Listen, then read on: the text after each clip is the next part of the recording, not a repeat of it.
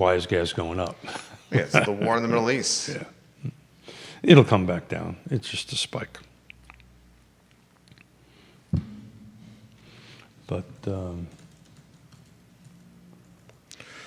we are 9% up year over year, first 2 months versus the other 2 months, in volume of sales and 9% in total dollar volume. It's unbelievable. So the first 2 months of this year versus the first 2 months of last year, we have 9% more homes sold and 9% more total dollar volume. I didn't have time to break it down into details. You see that interview we did yesterday? Yeah. Oh my goodness, it went viral. Yeah. And I think that might be where MK's got her heart, because she's like, she's a far left. And he's about to put the mics hot here, yeah. They are hot. All right, guys, viewers and listeners, we're going to have some fun today on Real Talk with Keith Smith. Real Talk with Keith Smith. It's beautiful outside. I could pay you to follow me around. I walked the family German Shepherd, Max, around the neighborhood this morning with my cup of coffee, and it was just delightful. It's going to be like 80 degrees this weekend. It's wild. I might be sitting poolside. Ooh, did you open the pool yet? I have not opened the pool, but you can still lounge on the pool furniture or on the pool deck with work on that tan, brother. Ice cold mimosa. Or actually, would do. What would I do? I might do like a hurricane, some kind of rum punch. In the morning. No, this would probably be like right after lunchtime.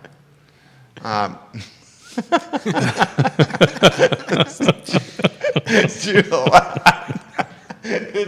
the morning? Judah knows it's true. Right after. That was not a judgmental. No, I mean, it's not. It's just a fact. It's the weekend. That was in the morning, an idea. No, just after lunch. What lunch. is your go-to morning cocktail? I love screwdrivers. There you go. Love Bloody Marys. Yeah. Love Bloody Marys. Jerry? Judah? You're Judah. Bloody Marys, the occasional mimosa. Do you like your Bloody Marys like real spicy kind of Bloody Marys, or? Sure. Yeah, I love spicy Bloody Marys. I mean, I've never had one that was too spicy, so it's hard same. to judge. Yeah, but you like spice, though, right? My dad loves it. He'll get it if it's at all available, and if it is, he'll ask for something spicier. I, on the other hand, can take it or leave it, but I don't mind it. Like and share the show, viewers and so listeners. Here we go. Real Talk's kicking off with, what are you drinking in the morning? Let us know what your favorite cocktail is, viewers and listeners. Yeah. In the morning cocktail. Yeah. Morning cocktail on vacation. I love Irish coffee. My in-laws are Irish. My wife's 100% Irish. I love Irish coffee. The St. Patty's Day is a religion on my wife's family. Sure. They're going to be actually down here in March. My father-in-law is going to stay, mother-in-law, for a couple of weeks at our house. And in March, they come every March because it's my wife's birthday, my oldest son's birthday, St. Patty's Day, and they always bring the biggest bottle of Bailey's possible. For us Irish Catholics, it's what you would call, it's not officially, but what one would call a holy day of obligation. It's kind of like Easter and Christmas. And we'll talk about that on the show. St. Patty's Day, right around the corner. I mean, we could pour ourselves a scotch. I'm not opposed to doing that. When the cameras go, I'm in my suit today because I got a meeting right after this. Okay. There's enough for three. But we can have a small sip of a scotch. 123. I didn't get a chance to look at the numbers yesterday. Yesterday was a busy day. 123 homes came on the market that are currently on the market in the last 7 days. That's the first time I've seen it go over 110, 115. 86 went. 89 went pending. Like and share the show, viewers and listeners. We'll have fun. It's the water cooler of content and conversation for anything real estate. It's Real Talk with Keith, man. Thank you. Judah, what I left my wallet home, so I'm missing a coffee. So I've got a little. Sounds caffeine like you need a withdrawal. scotch over there. I guess I'm trying to peer pressure you. Look, I'll take a small sip if we feel it's appropriate. I mean, we're our own bosses. That's the beautiful thing about being self-employed. Man, and Judah's my boss is sitting over there. He doesn't care. All right, let's rock and roll, Judah. Well, when he gets the cameras out, he can help us out there. Yeah, you can pour it. I mean, might as well finish it. Small little sip. Okay, he's saying a small sip, but I'm trying to be the bad guy here. Go ahead. Wet our whistles. Let's go. Quiet on the set. Oh, we got some agents watching. 123. Viewers and listeners of That is crazy. all shapes and sizes watch the program. So just to put it in perspective, let me see what last. I didn't take this week's picture. We're supposed to be quiet, right? We can do whatever we want. That's the beautiful thing about it. Yeah, but he can move the camera around and make us look silly. Good Friday morning, guys. My name is Jerry Miller, and thank you kindly for joining us with Keith Smith and Judah Wickower on Real Talk with Keith Smith. It's a pleasure to connect with you guys through the I Love CVille network on a show presented by Yes Realty Partners. Yes Realty Partners, Keith and Jonas Smith. They are the owners, the principals, the leaders, the visionaries behind a boutique brokerage that features the best professionals in real estate. Since 1987, Yes Realty Partners have been trusted advisors that can help buyers and sellers get to the closing table and beyond. Keith and Jonas Smith and the team at Yes Realty Partners, without question, trusted advisors. Judah Wickower is behind the camera. We were talking as the show was getting on air about your favorite morning cocktail. We got to this topic because it's going to be about 80 degrees this weekend, and I mentioned I may sit poolside with something wet. And Keith asked me, "What are you going to drink?" I may have a rum punch. You see those the hurricane-style cocktails in New Orleans. Very much like a rum punch, a mimosa, a Bloody Mary are absolutely delightful. Judah studio camera, then a 3-shot as we welcome a cast of characters. Some would call us a cast of midfits. Just don't call us late for dinner. Or apparently a cocktail. Well, the question is a screwdriver a cocktail, right? What is the actual definition of a cocktail, right? And I believe a definition of a cocktail has to have 3 ingredients. And if it's Is that true? I don't know. I didn't know that. I did well, not. we will. I wish we had these things you can ask questions of on the internet, and will tell us back. But I believe the formal definition of a cocktail is it has to have at least 3 ingredients in it to make a cocktail. I have not heard that. Judah, can you confirm that? Judah, I can. Then well, is a Bloody Mary a cocktail? Again, the definition is if it's more than 3 ingredients. So a Bloody Mary. So a gin and tonic is not a cocktail by your definition. This Apparently is not. I'm looking at. Are you 3-shotted? Yeah. Okay. What are the 4 elements of a cocktail? There you go. Spirit. By what source? Spirit, sugar, water, and bitters. So Well, That's 3, from the right? Cocktail Emporium. But Sugar, But the question is, spirit, water, and bitters. so that's more than 3. Yeah. 3 or more. I think it's 3 or more. I think the question should be asked: does a cocktail require 3 in order to be classified as a? so that means a martini is not a cocktail. That is, yeah. So Vermouth by and that- vodka or vermouth and gin. for that. See, I don't buy that. Yeah. I don't think there's any. I don't think there's any set definition. Got it. I'm also seeing a lot of things about a cocktail as a mixed drink. That's it, really. Yeah. Yeah. So are we saying a rum and coke is not a cocktail? A cocktail is a combination of 1 or more spirits mixed with other ingredients. Kevin Yancey, good morning. Kevin Yancey, what's a cocktail? Kevin Yancey, what's your beverage of choice in the morning or just after the afternoon? I'm going to be laying poolside with a cocktail in hand. Maybe a rum punch for me. If not, maybe a mimosa. It's that time of year when the weather gets a little toastier, a little warmer. So I feel like it's socially acceptable to have a rum punch or a cocktail around,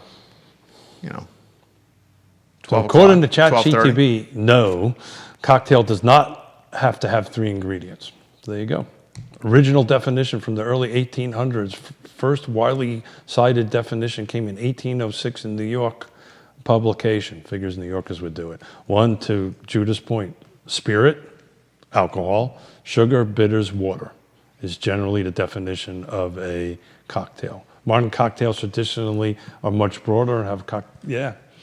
So vodka and cranberry is a cocktail. Yeah. So I am wrong. A cocktail is a screwdriver is a cocktail. There you go. Screwdriver's a cocktail. What's at your that. cocktail of choice? Forget about real estate. I get martini is your cocktail of choice. I think you would be hesitant to have a martini at 12 o'clock poolside, would you?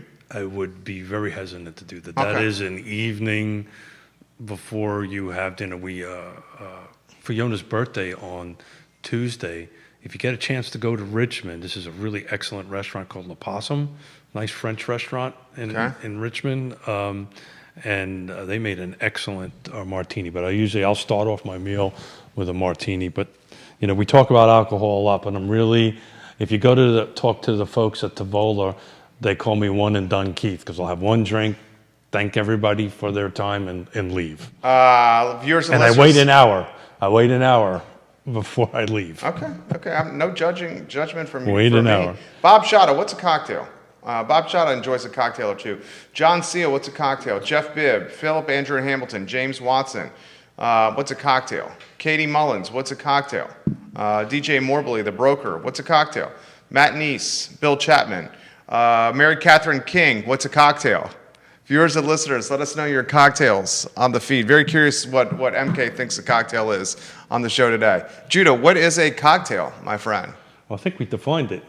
What is his go-to cocktail? I think at its simplest, it's just a mixed drink. I think my go-to is usually gin and tonic or an old-fashioned. Ooh. Oh, I love an old-fashioned. Yeah, old-fashions are really good. Betsy Nugent, what are you having if you're sitting at the bar at Vivace after teaching some fantastic tennis lessons at the Boar's Head? What's your drink of choice? Andre Xavier, same question for you. Albert Graves. Michael Guthrie. This same time last week, 7 days, we had 116 new homes come on the market, 89 go pending in that 7-day window. We are now at 123, but very interesting, the pending stayed the same, which was 89. So the pending is flat, at least the last 2 weeks, but inventory is starting to climb. Woody Fincham watching the show. Woody Fincham knows beverages like the Pope knows holy water. Yeah, I think Woody Fincham would be anything inside of a really good straight up bourbon would be a sin. He says bourbon over ice or a dry martini. Woody Fincham, you're a man of my. What's the word I'm looking for? Well, how dry is dry on the martini? A man of things that I like. Woody Fincham. Fincham and Associates, guys. Got some class. The best appraising company in the game is Woody Fincham and Associates. Woody, stand by. I need to talk to you about a problem I need some help with after the show. Without question, it's Woody Fincham who you contact. Neil Williamson watching the program. Bashir watching the program. If you need some help valuating a listing because you're having trouble doing it, that's what this phone call is going to be about, because I can't get the valuation to where I think it needs to be. Give Woody Fincham a phone call. So I was asked last week, just do a quick... Love Woody Fincham. I was asked last week just to do a quick snapshot of the first 2 months of this year versus the first 2 months of last year. And I was just asked by about half a dozen folks, just the number of units sold and what's the dollar, what's the tempo, what's the dollar volume tempo. It's very interesting. We're up 9% in sold units in the first 2 months of this year versus last year. So we are sold in 2025, the first 2 months were 304, the first 2 months, and this is in the car footprint. It's all property types, new construction, the whole gamut. Sold 330, so we're up 26, which is roughly 9%. But this is really interesting. The total dollar volume, right? So this is the total dollar volume that traded hands is also up 9%. We're roughly $16.3 million of additional sales volume for the first 2 months of this year versus last year. And you know what? When I read those numbers and looked at it, we're up 9% in total number of units sold, and we're up 9% in dollar value. And what was the first 2 months of? Snowmageddon. Yeah. Snowpocalypse. So we got snow. People still got out and wrote contracts, still put deals together, because most of these transactions, some of them were the souls were bleed overs from December, but most of them went under contract under the January, February 60-day window and closed on it. But the bottom line is this tempo is increasing. And I just found that rather interesting and a great piece of information to kick the show off and talk a little bit about. Viewers and listeners, thoughts on the feed, we'll relay them live on air. We had a conversation with a fantastic team of real estate investors that are currently moving a listing in Belmont, 919 Druid Avenue. It was Katie Mullins, her husband Ben Mullins, and Chris Coiner. You're talking designers, a home builder, and an agent. And we highlighted the impact of interest rates now with a 5 handle in front of them. And I've been itching to talk with you about that, Keith Smith, a 5 handle on the interest rate. Yeah, so we talked about this a bunch of times already, right? So it's more psychological than it is math, right? You know, a 5.8 or 5.9 or whatever it is versus a 6.1, a 6.2, mathematically is different, but it's not substantially different. It is why we got 123 homes on the market this last 7 days. So, you know, the tempo of homes coming on the market, and I'm going to look on my phone what we were this same week 3 years ago real quick, because, you know, since we've been doing this for 8 years. You've been taking those screen grabs. I've been taking these screenshots for freaking 7 years. I love it. I got 7 years of this on my phone, but I'll take a look at that real quick. But I'll bet you 3 years ago that number probably was in the 70s or 80s. We'll look at this real quick. But the bottom line is it's a psychological thing. People are moving off. That we got 80 degrees weather. The market is changing. Daffodils are popping. Love those daffodils. The market is picking up. But, you know, look, we've got 123 homes in the last 7 days that hit the market. That is a great sign that we've been talking about for the last 3 years. When was inventory going to start increasing? Guess what? Inventory is starting to increase. You have, okay, let's talk tailwinds and headwinds for real estate. Tailwinds and headwinds for real estate on Real Talk with Keith Smith, the source of the source, anything real estate related. Presented by Yes Realty Partners and sponsored by Interstate Service Company, a home's best friend.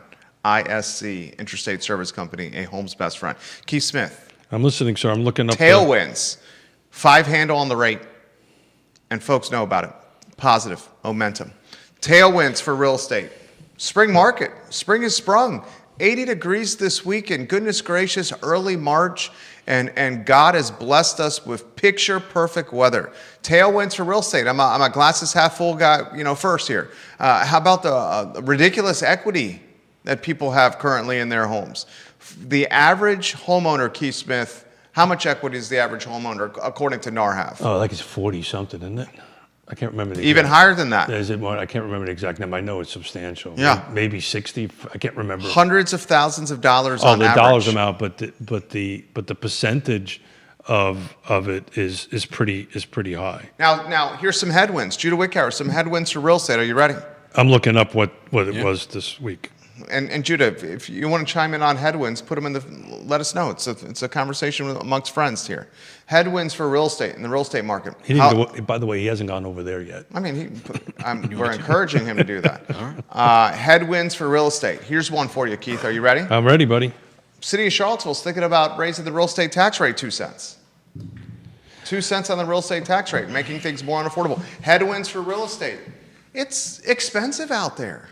Yeah. The assessments continue to increase. I mean, goodness gracious, on average in Albemarle County, this is the last assessment cycle, homes spiked, popped, increased nearly 7%, 6.7% to be exact. How about this headwind for real estate, and when does this start entering the vernacular or the lexicon?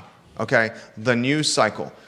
Gas, this past Friday, was $2.79 per gallon. $2.79 per gallon. Gas today, as I was driving to the studio here on Market Street, $3.39 per gallon. Yeah, what happens, ladies and gentlemen, when we eclipse $4 a gallon in gasoline? What happens if it goes higher, ladies and gentlemen? Well, we've always had this $4 of, thank you, my friend. We've always had this $4. Cheers. Cheers. So, well, we got to wait for Judah. Oh, sorry. Yeah. We've always had this $4 conversation, right? And I think where the $4 impact, you good? Yeah, just a second. Cheers. $4 saloon. Not the $4. No, Prost, Nostrovia. Cheers. Prost. Good health. Well, it's going to impact. That's top shelf right there. That's good stuff. That's top shelf. It's going to impact the other side of the hill. It's going to impact the other counties. 100%. And it was interesting. I'm surprised this hasn't entered the lexicon yet. I know it's only been a week. I think Heck, it's not even been a week. I woke up on Saturday morning and saw that the United States was in conjunction with Israel at war with Iran. Yeah, well, as you know, that's extremely personal to me, and we can dive into it later if you want. But at the moment, when it gets to that point, to your point, the outer counties is going to be more difficult to drive in and out. Things will be more expensive. I think why you're not seeing it on the news cycle is I think there's this transitory feeling of it. What's that mean? Well, meaning that is this long term, right? Is this going to stay pegged at that price for a long time, or this is just a blip until certain... Trump said this is a 5-week war minimum. 5 weeks minimum. Yeah, but he can also can release oil from the national reserves. I don't think he'll do it, but he could do that, which would automatically lower it down. Look, oil pricing is market driven, right? It's just like tie it to the 30-year T-bill, right? To the 30-year mortgage. In theory, when you start taking a look at the T-bill, we shouldn't be at 5%, right? Based by normal norms, right, and the spreads of how the T-bill is performing, we shouldn't be at 5%, right? We should be at north of 6%. So why is that? It's because the oil market, the 30-year mortgage market, is a market, and it goes by emotions. It goes by the same conversation we just had, where that we got 120-something, I wrote it down, 123 homes on the market in the last 7 days. Is purely emotional. People feel it's time to go ahead and put it on the market. Mathematically, there's not a huge difference. So I think sitting tight and waiting and see what the next week or so does before it becomes a real impact. Up 60 cents in a week. Yeah, gasoline. Yeah, it's probably going to go north of that, right? Because it's a market-driven thing. Right? Take a look how the stock market is going up. And then one minute it's down volatility. 1,000. Down 1,000 points. Yeah, the markets hate this stuff, right? You know that. You're in the market as much as anybody else. Woody Finch, I'm watching the program, and he says, it always amazes me how fast gas prices go up, but then how long it takes for gas prices to come down. It's funny how that works, huh? Yeah, and that, you know what that's called, right? Yeah, it's called the market. It's called folks trying to capitalize profit in any opportunity. Yeah, it goes up extremely fast. Judah Wickhauer wants to push back. Judah Wickhauer, jump in. Your daughter says, "Hi, Dad." Hey, Dad. Which one? Which one do you think? Probably Yvonne. Yeah. Hey, baby, how you doing? Watching the program right now. I'm going to come see you this afternoon, so don't tell the grandkids yet. Judah Wickhauer, jump in here. Jonas Smith, que pasa, chica? Javon in St. Martin watching the program. Oh, don't even go there. But Javon, we're about your weather, so we're almost there. Judah, you want to push back on what I had to say? I think it's a little more complex than just gas stations deciding to keep prices of gas. Oh, it's not the gas stations. Well, whoever you want to. The gas stations. You know a lot of people don't realize this. The gas stations gas is not really a profit center for them. No. In fact, it's such a commodity that they're trying to break even on the fuel and make the money on the convenience store sales. The gas stations don't determine the price 100%, per. Yeah, 100%. Yeah. I've got friends of mine that 100%, own gas stations. They don't want to be in the gas business if they didn't have to. Well, they have to because that gets the car to come in. Exactly. It's it's close to being a lost leader, the gas. My uncle used to own a gas station, and it's exactly what it is. The car in those days, back in the 1800s, those days, you made your money on the mechanic side, right? So most gas stations, back in the 60s and the 70s, they didn't have convenience stations attached to them. They had service stations attached to them, right? So that's where you made your money. The gas got you in, right? And even back in those days, you'd have people come out and pump the gas for you and all that kind of great stuff. But it got you in. Where you made your money was in your mechanical side. Or your convenience store. Now it's convenience, right? Look, I can share this. Look what the Suttons are doing with Tiger Fuel and how they've turned their convenience store into basically a deli. With those French bread sandwiches, it's fantastic. So I can share this because we've moved on into the next phase of it.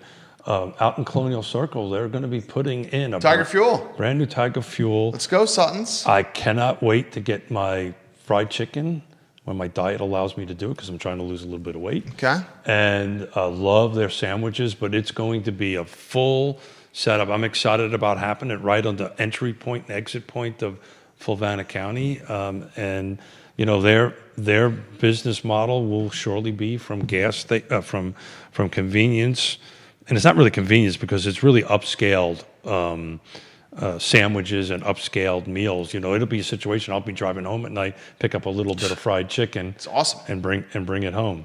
And they're going to have a car wash there, which we really need a good car wash out.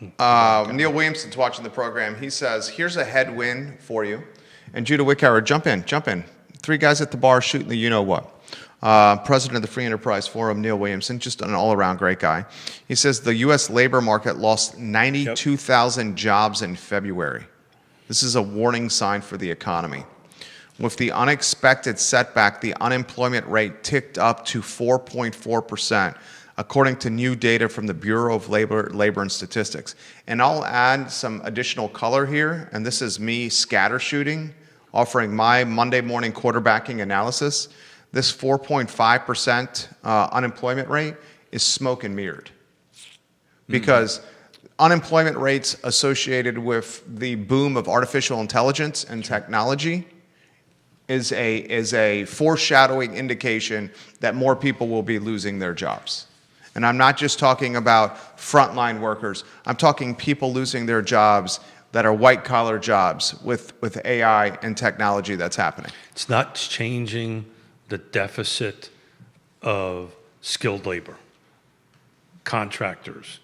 It is not changing that deficit. It'll change the upper end, you know, the white collar, for lack of a better term. It is not going to change the deficit of it. Try to hire a decent plumber right now. Try to hire a decent electrician to get in and take care of something. It is extremely difficult. So AI will change that dynamic. It is still not going to change the skilled labor part of that dynamic. Viewers and listeners, let us know your thoughts. Put them in the feed. Judah Wickhauer. Something to offer over there? No, Dino is watching the program. We love you, Dino. Vanessa Parkhill and the Queen of Earlysville watching the program. You want a good pizza, go over there. Jason Howard watching the program. New Yorker. Lonnie Murray, Stephanie Wells Rhodes, Brittany Moore watching the program. She's in the game. Viewers and listeners, let us know your thoughts. Back on the gas thing, I hear you.